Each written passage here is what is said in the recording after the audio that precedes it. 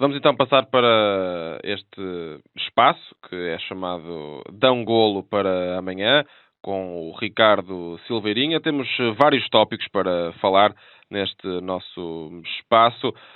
E primeiro, esse tema que queres lançar e abordar, e também para fazermos uma coisa conversada, é que Bruno Lage fica ou vai para a história. Sim, Bruno Lage já está na história. Bruno Lage já está na história, porque até esta jornada, só em termos matemáticos, não é tudo o que interessa, mas interessará alguma coisa. Bruno Lage, desde que chegou ao Benfica, tem 28 jogos, 26 vitórias, um empate e uma derrota, tem 93 golos marcados, 19 sofridos. Isto é uma loucura, não é? Isto é uma loucura que faz com que o treinador do Benfica entra diretamente para a história, com todo o mérito. Os números não dizem tudo. Algumas vitórias não terão tido todo o mérito, nem toda a qualidade. Eu diria que Bruno Lage tem dois momentos. O primeiro momento que vai desde que chega a treinador do Benfica até ao final da época passada, e nessas vitórias que teve na Liga Portuguesa, quase todas com muito mérito, 99%, com futebol apaixonante, com goleadas em catadupa. Como esquecer aquele épico 10-0 ao Nacional, em que com amigos vi esse jogo na Luz e foi de loucos. E sobretudo porque o Bruno Lage herdou uma equipa totalmente destruída, um futebol anémico do Rui Vitória, que prometia lançar o Benfica para um final de campeonato aterrador. Eu atrevo-me quase a dizer que se Rui Vitória tivesse ficado até maio, o Benfica acabaria em quarto lugar a 20 pontos do Porto. Portanto, o que Bruno Lage fez o ano passado, para mim é um verdadeiro milagre e merece ser realçado, até numa altura em que o futebol do Benfica não é, nem por sombra, daquilo que todos nós pretendemos. E para mim este é o segundo momento, é o futebol do Benfica a partir da Supertaça, em que coleia ao Sporting, com todo o mérito, e de repente o que nós temos assistido no futebol do Benfica é uma falta de qualidade e uma diferença total para aquilo que vinhamos assistindo na época passada. Se é verdade que saíram dois génios, não é possível falar do futebol do Benfica sem falar na saída do Félix e do Jonas, que, enfim, com a qualidade individual que tinham e têm, elevava o futebol do coletivo a outro patamar. Mas isso não chega para justificar tudo. Eu diria que o Benfica do ano passado tinha uma organização em pressão e uma reação à perda de bola que esta época desapareceu totalmente. Não sei se por falta de confiança no plantel, a equipa baixou 10, 15 metros no terreno, dá a ideia quase de que o Bruno Lage vai andando em experiências consecutivas, já não sei quantos 11 tivemos desde o princípio da época, e queixa-se do relevado, dá algumas indicações, dá algumas indiretas à estrutura do Benfica. Não sei, alguma coisa se passou. O que é factual é que o futebol mudou, disso não há dúvidas. Quando, permita-me também, Ricardo, quando o Bruno Lage tomou conta, entre aspas, obviamente, do Benfica, o que se notou imediatamente na última época, ou melhor, a meados da última época, quando acaba por então ser o treinador interino e que depois ficou efetivo no Benfica, o que se notou logo é que o Benfica parecia respirar de uma outra forma, parecia explanar o seu futebol no campo de uma forma mais tranquila, mais harmoniosa, mas nesta época, nesta nova época, parece tudo um pouco mais, como hei de dizer, um pouco mais restringido, um futebol um pouco mais resultadista, menos romântico, por assim dizer. Sim, é uma boa expressão. O futebol, o Lage, quando chegou ao Benfica o ano passado, nós começámos rapidamente a ver um futebol romântico, é verdade. Um futebol romântico aqui quer dizer que é um futebol ofensivo, que é um futebol que não tem medo. E se, quando há mudança de treinador, muitas vezes existe no balneário, isso é recorrente, uma certa motivação extra, não é? Porque os jogadores muitas vezes estão cansados do treinador anterior e, portanto, quando vem outro novo, trazem uma motivação extra. Não foi só isso que se passou no Benfica o ano passado. Houve qualidade, estamos a falar de qualidade futebolística. Neste ano, eu confesso-me como um sócio do Benfica, eu confesso-me surpreendido pela falta de qualidade. Confesso-me surpreendido, porque não acho, nem sequer percebo muito bem como é que um treinador que o ano passado mostrou tanta qualidade de treino, porque é isso que nós estamos a falar, não vale a pena falar só em garra, em intensidade, isso para mim vale pouco. O Benfica mostrou qualidade de treino, mostrou uma pressão fortíssima, a reação à perda de bola era inacreditável, o Benfica sufocava os adversários. Este ano isto não existiu, por isso eu falo, não sei se não há confiança do treinador no plantel, ou seja, 10, 15 metros no terreno, porque não acredita tanto na capacidade dos seus jogadores, individualmente, né? Isso pode acontecer, mas além disso, eu acho que o próprio Bruno Lage mudou. Eu vejo Bruno Lage no banco do Benfica e parece um homem diferente. Parece um homem mais deprimido, parece-me com as mãos na cara, sentado. Ele antes muitas vezes dava indicações aos jogadores, corrigia posicionamentos. Agora parece mais condicionado por alguma coisa que não sabemos bem o que é. Eu espero que rapidamente mude, porque eu acho que o Bruno Lage ainda vai a tempo de dar aos benfiquistas um grande futebol. Mas qual é que acha que então, qual é o fundamento base para essa aparente, parece que está Bruno Lage no banco mais conformado com o que se passa? Creio que é essa a palavra. Não sei, isso seria atrevimento máximo da minha parte dar uma razão para isso. O que sei é que mudou ele próprio e o futebol da equipa. A razão não sei, não desconheço. O facto é este, o futebol mudou, o futebol perdeu muita qualidade e não se deve só ao facto de terem saído dois gênios, obviamente, dois extraordinários jogadores, mas também ganhou alguns, não é? Nós temos o exemplo do Chiquinho que já lá vamos, sobre o qual ainda falarei. Exatamente. Que é um jogador com uma qualidade imensa, e mesmo alguns jogadores que vieram, por exemplo o RDT, que é um péssimo nome, mas eu espero que o RDT mude rapidamente para Raul ou Detomado, ou seja o que for na sua camisola, porque RDT parece um rádio de tomar e eu não quero ver um jogador do Benfica com uma sigla de rádio, ou seja o que for. O RDT é um jogador belíssimo, o próprio Vinícius é um ótimo jogador, está agora numa grande forma. Não acho nada que não tenha havido boas contratações, acho que sim. O Bruno Lage ainda não encontrou o seu equilíbrio. Esperemos que o encontre rapidamente. Sobre Chiquinho, haveria muito por dizer. Chiquinho foi emprestado ao Moreirense na última época, regressou ao plantel do Benfica e parece que também as lesões parecem querer demasiado com ele. Agora está regressado, mas o que é facto é que o Ricardo queria pegar aqui num ponto. Chiquinho, um jogador dos anos 70. Será por causa do bigode ou da forma de jogar? Eu diria que é tudo, ou seja, para já, na sequência do que disse, eu acho que o Chiquinho é uma boa notícia para Bruno Lage e para os benfiquistas. Nós esperávamos que ele viesse mais tarde, supostamente a lesão seria de mais tempo, ainda bem que está, ainda bem que representa o Benfica e que pode jogar no relevado, que é isso que nós queremos.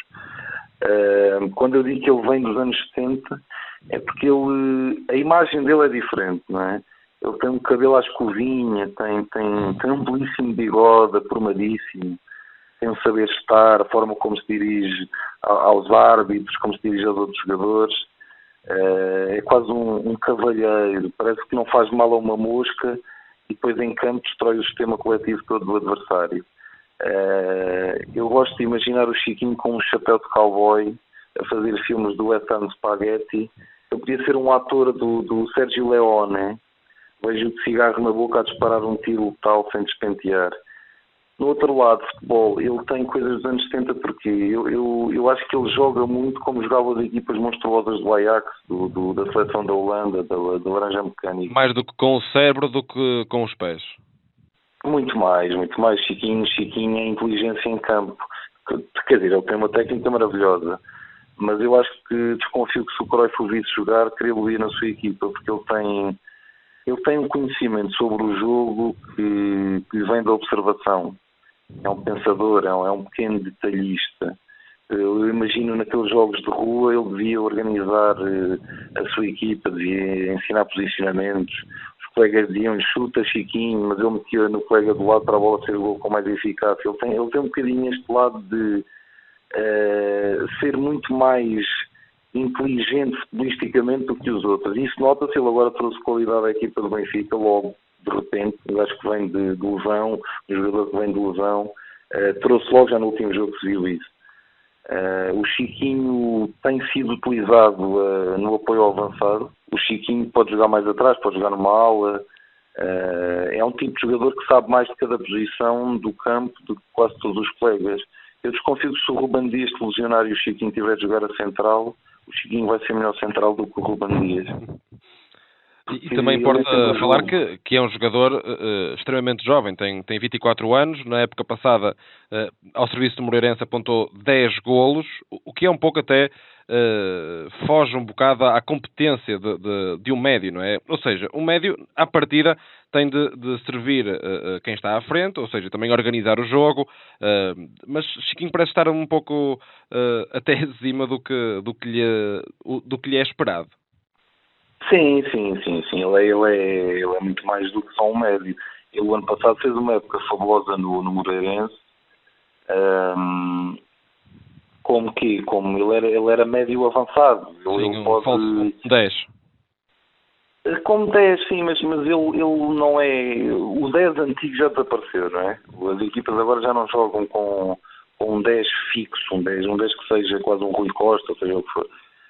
Ele tecnicamente é exímio, quer dizer, ele recebe sempre de molde a poder seguir para o próximo passo. Remata bem, sim, tem um ótimo remate, faz passos curtos e longos sem dificuldade nenhuma. Mas mais do que a técnica em si, que é óbvia e que é ótima, o Chiquinho para mim fascina porque é o que ele faz com o tempo. Ele muitas vezes fixa jogadores. Ele espera pelos colegas, ele volta atrás se os caminhos não são os certos. Aquela coisa que os adeptos na bancada muitas vezes não gostam, que é recuar um bocadinho, recomeçar de novo. Ainda agora no último jogo vimos um exemplo claro do que não é o Chiquinho. Agora no Benfica Portimonense a bola foi parar ao Jetson, no meio campo adversário, portanto numa situação até boa para o Benfica, que era uma situação de 3-3, com possibilidade de ótimas de criar perigo. E o que o Jetson fez foi o contrário do que o Chiquinho faria. O Jetson, em vez de ficar com a bola e prosseguir e criar alguma dúvida nos jogadores adversários, o Jetson meteu logo num colega, já não lembro quem, nem sei se não era o Chiquinho, que estava em fora de jogo. Portanto, o Chiquinho é o contrário. O Chiquinho ficaria com ela, seguiria até o adversário, tomaria a decisão depois então de passar ou rematar. Ele joga muito com o tempo. É um jogador que percebe exatamente a cada segundo o que deve fazer com a bola. E sem bola.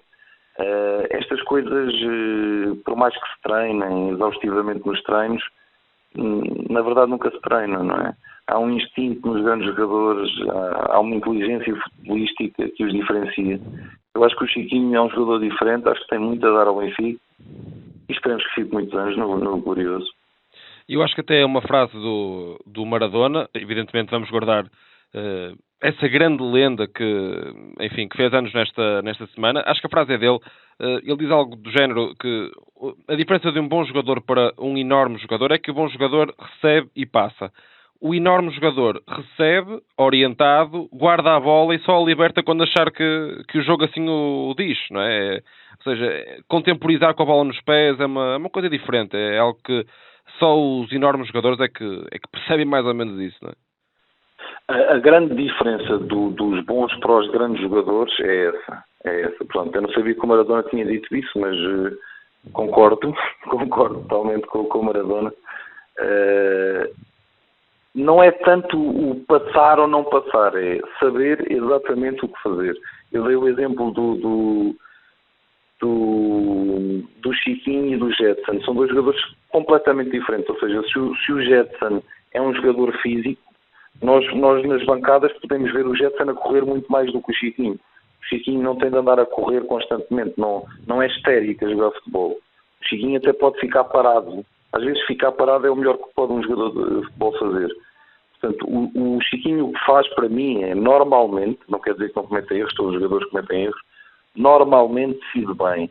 Isto decidir bem, agora fala-se muito nisto nos programas de futebol, na rádio e na televisão. O que é decidir bem? Para mim, decidir bem é sempre aproximar a equipa o mais possível de criar perigo. Já nem é do gol, de criar perigo. Depois há más finalizações, há boas finalizações.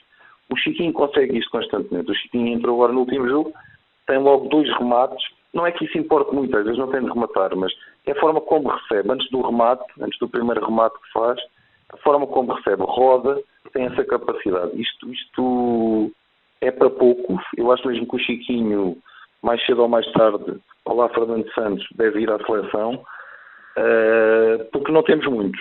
Não temos muitos no futebol português. Outra das temáticas que liga muito bem com esta também forma de estar de Chiquinho, enfim, podemos falar de outros jogadores, evidentemente, um dos tópicos é o amor por dar o golo, em vez de o marcar. Sim, o Chiquinho é claramente um desses jogadores. Eu acho que não é para todos, não é? O amor maior por dar o golo. É preciso um nível de altruísmo e conhecimento sobre o jogo que não chega a todos os jogadores, claramente. Há uns dias estava a ver o jogo do Vitória de Guimarães com o Belenenses, o Vitória ganhou por 5-0. Num dos gols, não sei se é o primeiro, o João Teixeira parece isolado frente ao guarda-redes com um colega que vem com ele, vem um bocadinho atrás dele. O João podia ter rematado, não é? Podia ter rematado, tinha só o guarda-redes pela frente, tinha boas possibilidades para fazer gol, mas decidiu, em vez disso, meter no colega que sentia. O João sentia que tinha um colega ao lado e põe a bola e depois o colega finalizou e fez gol.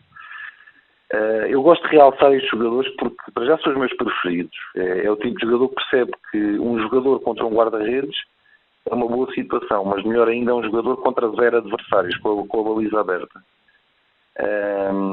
Quando tu tens o guarda-redes pela frente, o caminho para o golo ainda não é óbvio. Apesar das pessoas pedirem muito remata, ainda não é óbvio. Quer dizer, o guarda-redes pode defender ainda a bola. Ainda há um guarda-redes pela frente, não é? Falta ainda isso. Há um guarda-redes pela frente.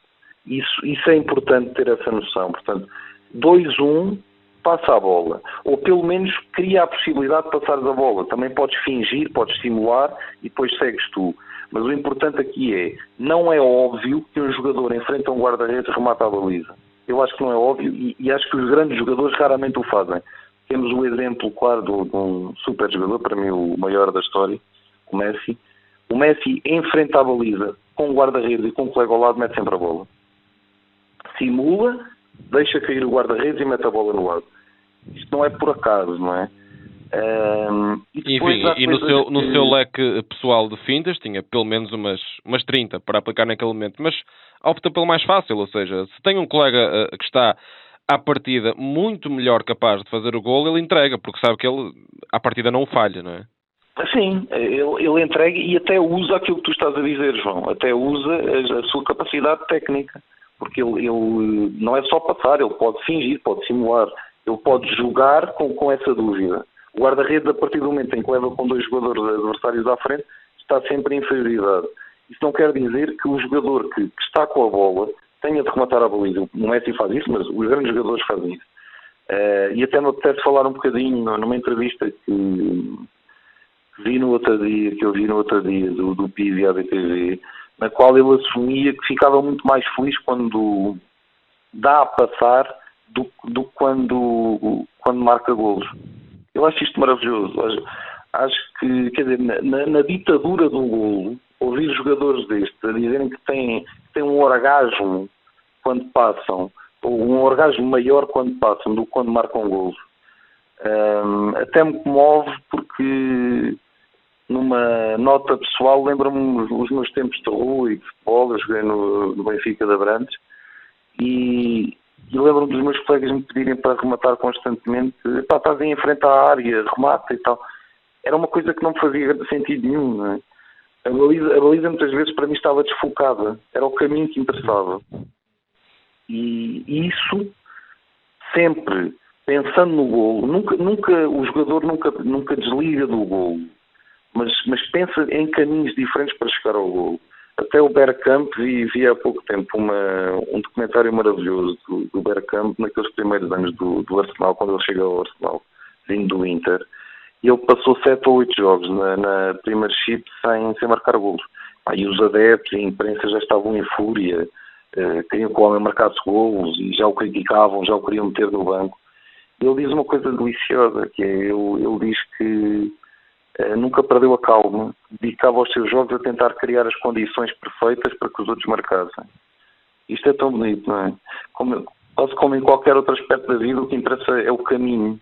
O Bergkamp, obviamente, depois começou a marcar em Catadupa e tornou-se um dos grandes jogadores da história do Arsenal. Mas até alguns golos dele é quase como se fossem passos para a baliza. Como se a baliza não fosse a baliza, mas um colega desmarcado à espera da bola.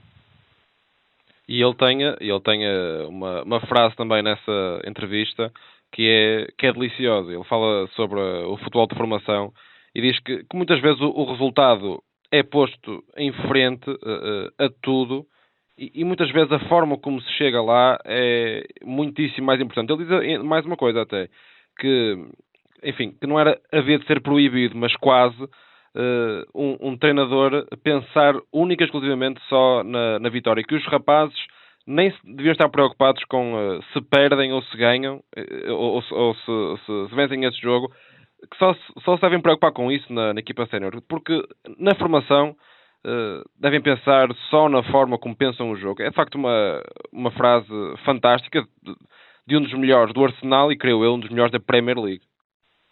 Sempre. O Bergkamp, para mim, é um dos melhores jogadores de sempre. E acima de tudo marcava a diferença pela leveza do toque. Não era nada brusco, não era nada apressado. Ele tinha calma, não é? Não. Ele neste momento seria criticado por aqueles comentadores que falam muito da intensidade. O Bergkamp era ao contrário. O Bergkamp não era um jogador intenso. Eu não sei o que é que isso quer dizer, mas intuo que seja mau, não é? Quando me falam num jogador com intensidade. O Bergkamp era uma leveza, era uma elegância. O Bergkamp era um jogador elegante. E é maravilhoso quando ele diz, há um golo fabuloso que ele marca, é um dos grandes golos do Bergkamp, em que ele recebe à entrada da área, dá um toque. É fantástico.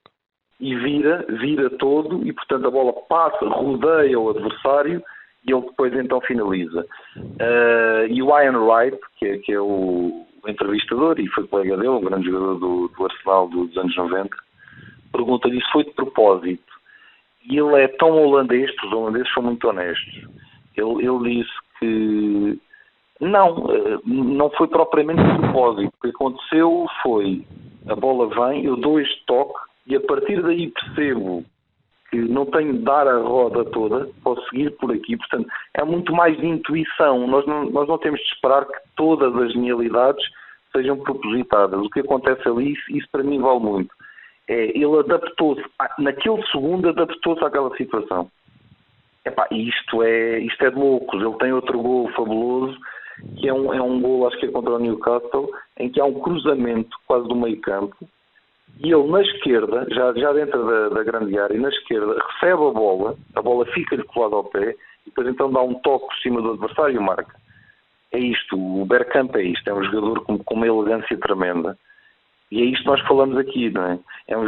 São jogadores que se adaptam, de repente se transformam, não precisam de mais, resolvem jogos pela sua qualidade técnica, sem dúvida alguma. Um grande jogador tem de ter uma qualidade técnica, mas mais do que isso, pela sua inteligência. O que o Messi faz, o que os grandes jogadores fazem, é isto, adaptam-se constantemente.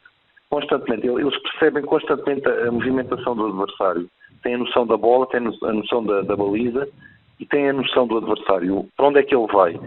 Isto não se ensina, isto não se treina, e ainda bem, digo eu. E agora vamos falar de um jogador que combinava tudo isso e mais alguma coisa e que é apelidado hoje de Dios, fazendo também alusão ao número 10 que envergava nas costas. Falamos naturalmente de Diego Maradona, que durante esta semana esteve de parabéns. Evidentemente que aqui na Rádio Estádio também teve um espaço dedicado a essa efeméride. Para mim, até indo um pouco contra a tua opinião, o melhor de todos os tempos, mas até porque ele agora está noutras funções, está no cargo técnico do Gimnasia La Plata. Sim. E agora, como quem diz, no último jogo jogou contra o Newell's, que foi um clube que também teve os seus serviços e que lhe ofereceram em vez de uma cadeira, um trono que foi autografado. Como se isto não bastasse, Maradona, ao seu estilo provocatório, estava com um boné da Venezuela do Hugo Chávez. O que mais dizer sobre este homem? O que mais dizer sobre este homem é o que dizer de Maradona. Já está tudo dito, se calhar nada está dito. Excluindo todas as suas opiniões políticas, que também são muito interessantes. Não há como não amar, não é? O Maradona, como treinador do ginásio e esgrima, vai ao estádio Marcelo Bielsa, ainda por cima, que é um treinador que eu gosto muito, é louco, vai ao estádio do Newell's Old Boys, e que é um clube com uma tradição extraordinária na Argentina, um grande clube, porém nunca um grande clube pode ser tão grande como Diego Armando Maradona.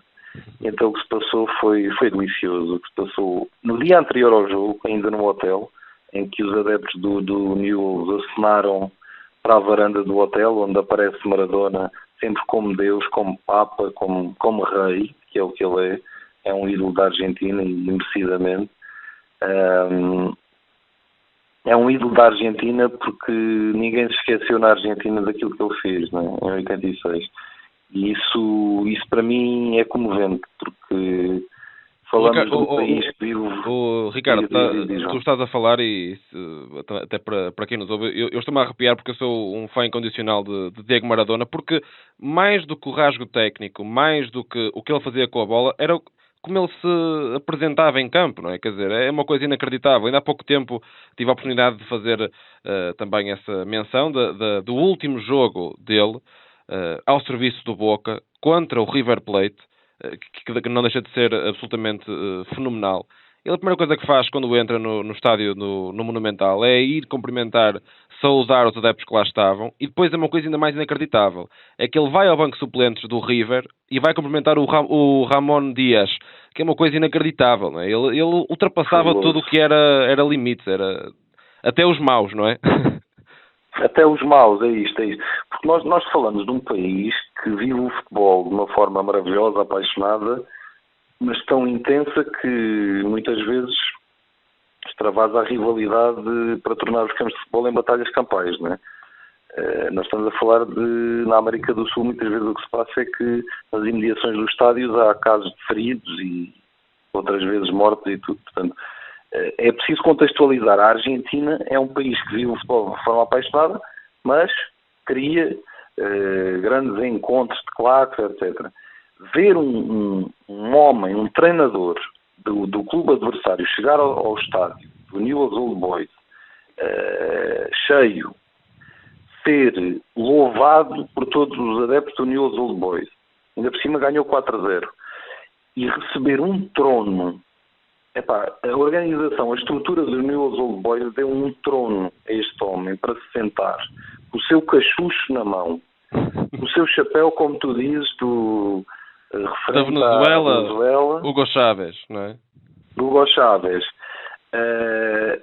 Ele é maior, ele chega a ser maior do que toda a idiotice e toda a paixão dos adeptos.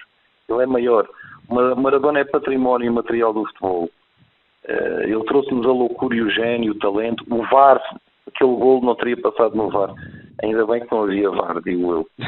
Somos dois. É porque há um lado de engano, que nós não patrocinamos o engano por si, mas há um lado de loucura no Maradona. Nós falamos de um jogador que, quando jogou no Nápoles, e ele levou o Nápoles a uma capacidade que nunca mais lá chegou, era um jogador que muitas vezes ia drogado para os jogos. Quer dizer, ele tem essa frase maravilhosa que é: imaginem se eu não fosse um fã de cocaína. Porque a verdade é essa, o Maradona sem cocaína teria sido ainda maior. Depois toda aquela situação no Mundial de 94, quando ele faz tudo aquilo, toda aquela maravilha e se lança para a câmara, não sabemos se com doping ou não, mas se lança, ele quase quase ataca, quase, ao mesmo tempo, quase afronta todos os poderes que também sabemos ser podres, não é? Também sabemos ser podres das FIFAs e tal. Isto é Maradona para nós. Daqui a 100 anos ninguém se lembrará de nós, João, nem de ti, nem de mim, nem dos nossos ouvintes. Mas daqui a 100 anos, de certeza que o Maradona continuará a ser um deus em todos os relevados do mundo.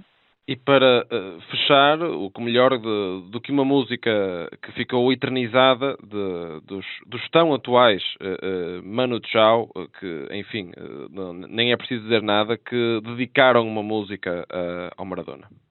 Sim, como Deus que é, o Dieguito tem, de certeza, milhares de manifestações de louvor e artes por parte dos seus crentes. Um deles é o Manu Chao, que é um dos meus músicos de eleição, e que lhe fez esta homenagem maravilhosa. A música chama-se La Vida Tombola, e eu acho que é a melhor forma de dar a eternidade a Diego Armando Maradona. Obrigado pelo teu comentário, Ricardo. Marcamos presença para uma próxima e por isso agora é tempo de ouvir Manu Chao, La Vida Tombola.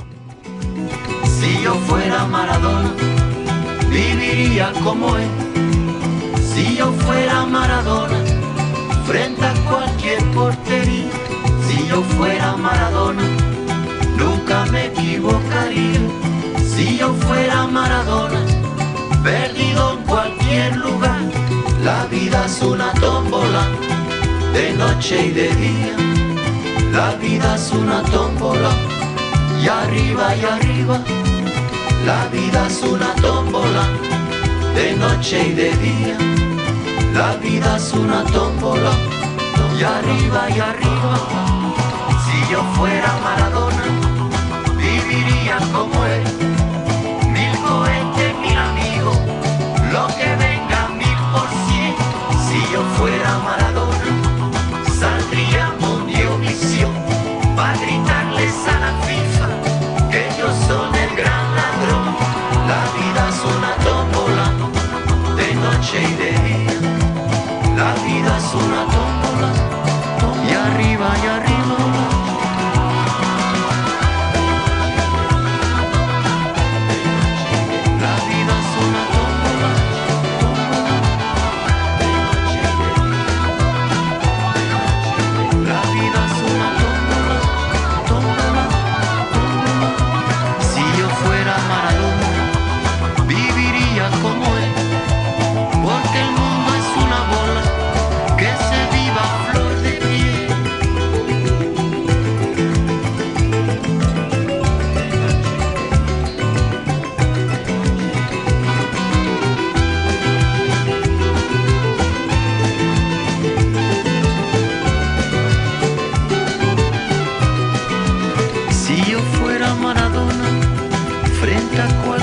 Porquería,